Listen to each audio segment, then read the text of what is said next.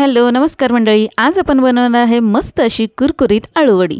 आळूवडी बनवण्यासाठी आपण इथं बेसन घेतलेलं आहे। बेसन इथं मी अंदाजाने घेतले, साधारणतः 2 वाट्या आपण इथं बेसन घेतलेलं आहे। त्यामध्ये हळद घालायचे, धने पावडर, जिरे पावडर, थोडासा गरम मसाला घातलाय आणि आमची जी चटणी असते ती घातली, तीळ घातलेले आहेत महत्त्वाचे आणि मीठ घातले चवीनुसार। मिक्सरच्या भांड्यामध्ये लसूण, हिरवी मिरची, आलं आणि कोथिंबीरीची पेस्ट करून घ्यायची। ही पेस्ट टाकल्यानंतर मस्त टेस्ट आपल्या या आळूवडीला लागते। गूळ आणि चिंच भिजत घातलं होतं आणि त्याचा कोळ काढून तो सुद्धा याच्यामध्ये घातलेला आहे। मस्त असं पीठ असं खूप जास्त घट्ट नाही आणि खूप जास्त पातळ नाही असं भिजून घेतले आणि पानांवर पातळ असा थर द्यायचा आहे। आपण इथं घट्ट अजिबात पीठ लावून घ्यायचं नाहीये।